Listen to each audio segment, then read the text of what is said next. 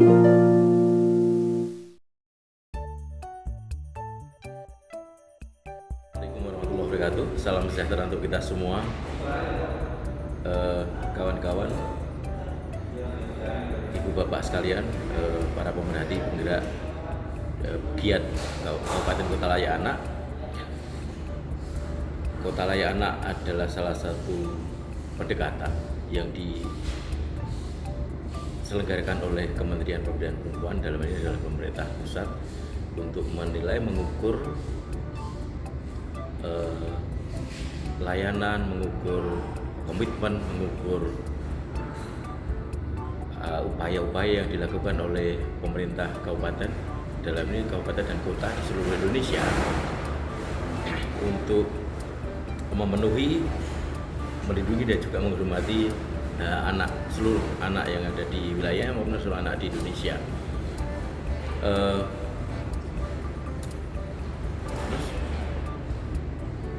Di dalam Kabupaten Kotalaya ini memang penyelenggaraan Kabupaten Kotalaya di Indonesia ini memang sudah sangat sistematis, terstruktur, sudah melibatkan banyak pihak dan juga sudah menggunakan berbagai komponen maupun komponen dan perangkat-perangkat berupa ada kebijakannya, kemudian ada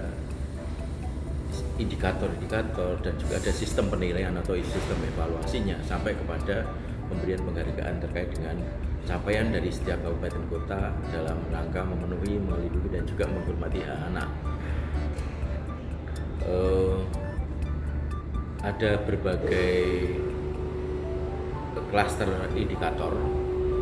yang itu mengikuti pengelompokan pasal-pasal di dalam konvensi hak anak, di dalam dokumen konvensi hak anak, yang dimulai dari kelembagaan, kemudian ada pemenuhan hak sipil dan kebebasan anak, ada lingkungan keluarga dan pengasuhan, kemudian klaster indikator terkait dengan kesehatan dan kesejahteraan, kemudian ada lagi klaster terkait dengan pendidikan, pemanfaatan waktu luang dan kegiatan budaya, serta yang terakhir adalah perlindungan khusus untuk anak. Ibu bapak dan kawan-kawan semua, terkait dengan hak sipil dan kebebasan anak,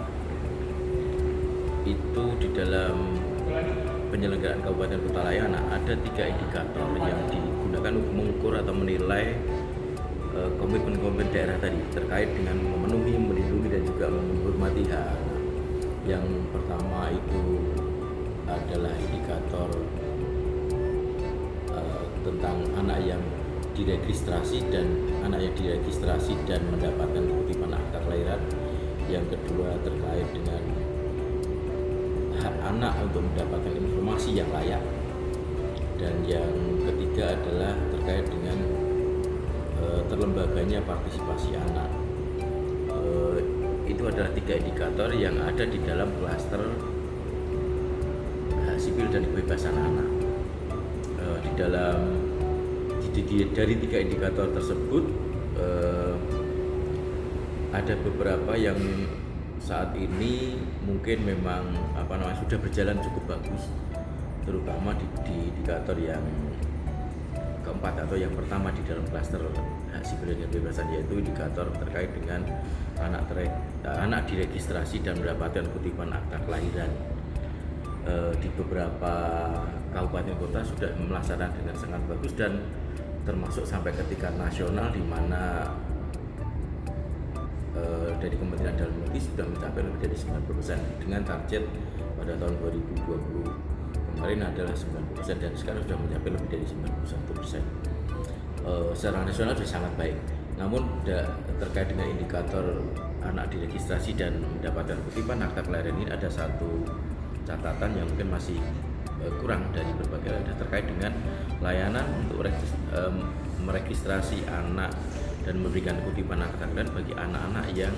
dalam kategori AMPK, ya, anak yang memerlukan perlindungan khusus. Pada kenyataannya banyak sekali anak-anak kita yang masih ada di jalanan, masih ada di ruang-ruang yang mereka tidak tercatat, mereka tidak diakui secara formal oleh negara kita sebagai anak di Indonesia, karena memang mereka tidak memiliki tidak ada yang mencatat dan juga tidak ada mendapatkan kutipan akta kelahiran. Ini namun memang di dalam indikator KLA memang kita tanyakan, dan memang ini adalah salah satu cara dari untuk kita mengadvokasi semua pemerintah daerah di kabupaten kota untuk mampu kemudian menyelenggarakan layanan bagi peningkatan cakupan akta kelahiran bagi anak-anak yang memang selama ini tidak atau kurang terperhatikan dalam konteks kali ini, pengakuan negara atas anak-anak yang memerlukan perlindungan khusus atau AMPK. Itu ada poin yang mungkin bisa menjadi catatan bersama. Yang kedua, indikator yang selanjutnya adalah indikator informasi layak anak. Memang dalam hal ini masih ada kesulitan bagi beberapa kabupaten kota terkait dengan masih minimnya standarisasi, ada namanya standarisasi PISA, Pusat Informasi Sahabat Anak, yang beberapa daerah memang ada yang sudah memenuhi, namun masih banyak daerah yang belum melakukan standarisasi dan belum ada yang terstandarisasi di kabupaten kota tersebut. Namun ini sebagai upaya bersama, dan kita berharap memang dengan adanya standarisasi Pusat Informasi Sahabat Anak ini, semua layanan informasi yang itu diselenggarakan oleh kabupaten kota yang disediakan bagi seluruh anak, semua anak ya, dalam keadaan apapun, dalam situasi apapun, baik anak-anak yang katakan dalam hal ini adalah anak yang normal, anak yang baik-baik saja, dengan anak yang berkebutuhan khusus dan yang sebagainya, semuanya mendapatkan hak yang sama untuk mendapatkan informasi yang layak untuk mereka. Ini ada standarisasi dari Kementerian PPPA yang namanya Pusat Informasi Sahabat Anak, dan ini kita upayakan bersama melalui indikator ini, sedang kita upayakan bersama-sama. Kemudian yang ketiga terkait dengan indikator ketiga adalah terlembaganya partisipasi anak. Perlu kita ketahui bersama bahwa partisipasi anak ini sesuatu yang sifatnya prinsip terkait dengan pemenuhannya anak. Namun memang dalam penerapan dan implementasinya masih banyak ditemukan hal-hal yang sebenarnya secara prinsip belum sesuai dengan partisipasi anak ini sendiri. Kalau secara formal berdasarkan Peraturan Menteri Nomor 1 Tahun 2022 terkait dengan penyelenggaraan forum anak, secara umum forum anak yang ada di semua kabupaten kota, di kecamatan maupun sampai di desa dan kelurahan itu memang memiliki beberapa peran dalam konteks perencanaan yang kita sebut dengan PAPP,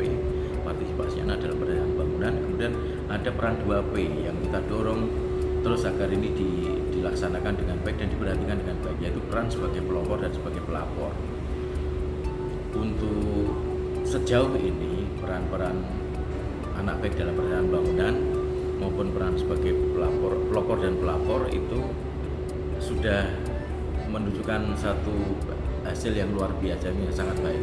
Namun memang masih ada juga beberapa catatan-catatan di mana ada beberapa forum anak yang menyampaikan kepada kementerian, itu menyampaikan beberapa catatan dan juga beberapa keluhan terkait dengan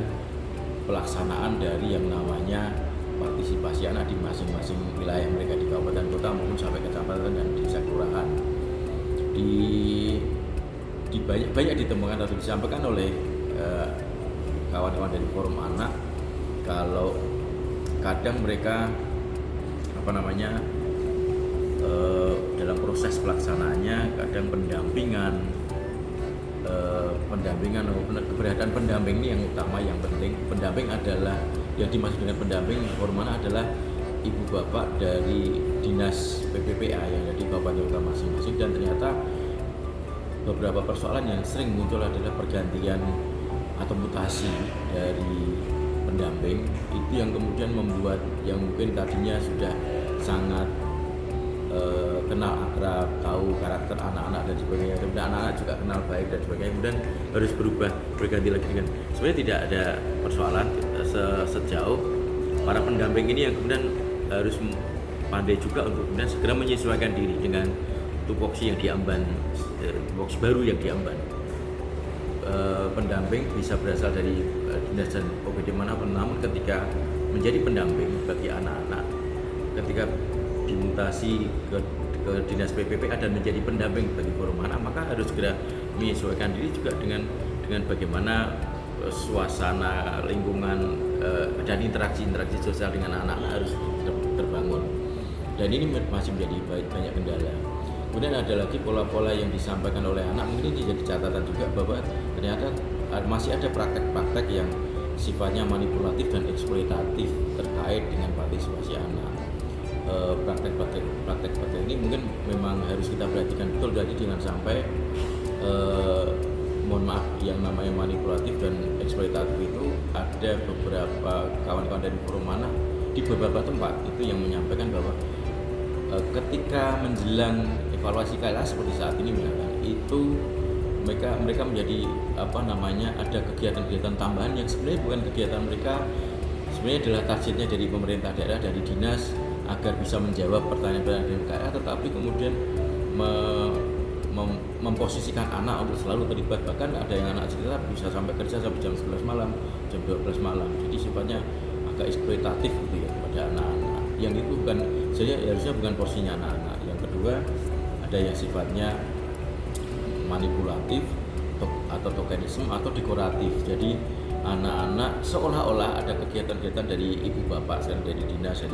dari pemerintah kabupaten kota yang itu melibatkan anak, tetapi sebenarnya